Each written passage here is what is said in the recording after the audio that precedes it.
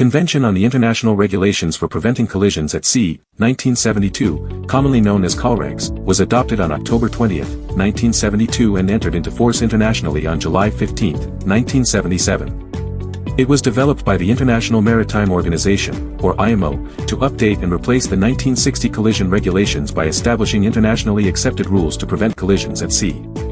COLREGS are often referred to as the maritime rules of the road because they guide how vessels should navigate, identify each other, and take action to avoid collisions. Malaysia accepted the convention on December 23, 1980, and it entered into force for Malaysia on the same date.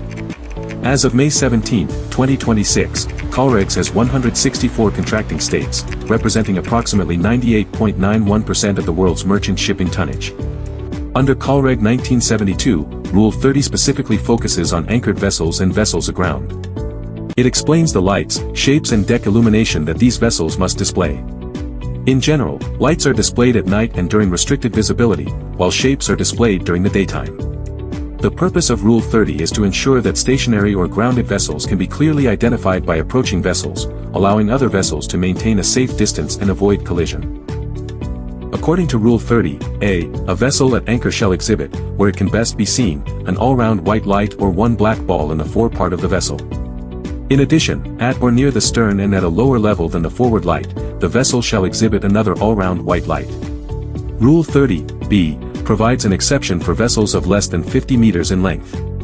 Instead of displaying the two all-round white lights required under Rule 30a, these vessels may exhibit a single all-round white light where it can best be seen.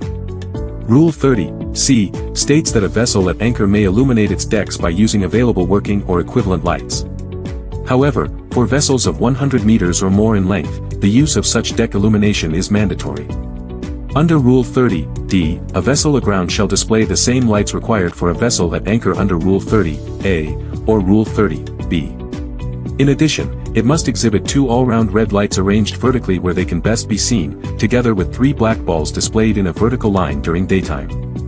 Rule 30e states that a vessel of less than 7 meters in length, when at anchor, is not required to exhibit the lights or shape prescribed in paragraphs A and B, provided that it is not in or near a narrow channel, fairway, anchorage, or any area where other vessels normally navigate. Finally, Rule 30f states that a vessel of less than 12 meters in length, when aground, is not required to display the additional two all-round red lights and the three black balls specified in Rule 30d-I and Rule 30d-2. After understanding the rules, they can be applied to different vessels.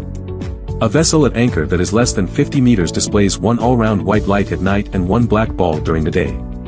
If the vessel measures between 50 meters and less than 100 meters, it displays two all-round white lights and one black ball, while deck illumination remains optional. For a vessel measuring 100 meters or more, the same anchor lights and black ball are required, but deck illumination becomes compulsory. For a vessel aground measuring between 12 meters and less than 50 meters, it displays one all-round white anchor light together with two all-round red lights at night, and three black balls during the day. If the vessel measures 50 meters or more, it displays two all-round white anchor lights together with the two red lights at night, and three black balls during the day. A vessel less than 7 meters at anchor is exempted from displaying anchor signals only when it is anchored away from normal navigation areas. Similarly, a vessel less than 12 meters aground is exempted only from displaying the additional aground signals, although it may still need to display the appropriate anchor signals depending on its length and location. Rule 30 is also connected to other COLREG rules.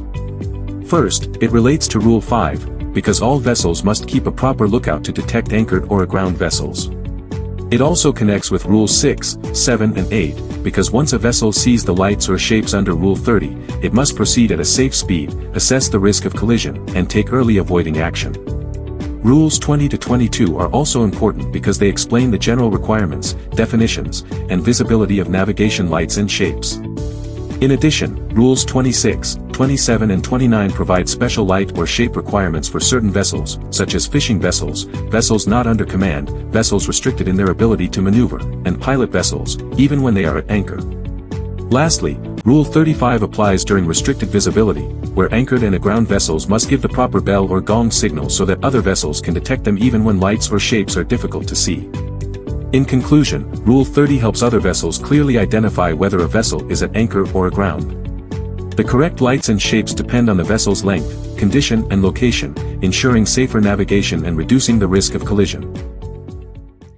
Thank you for watching this video. See you next time.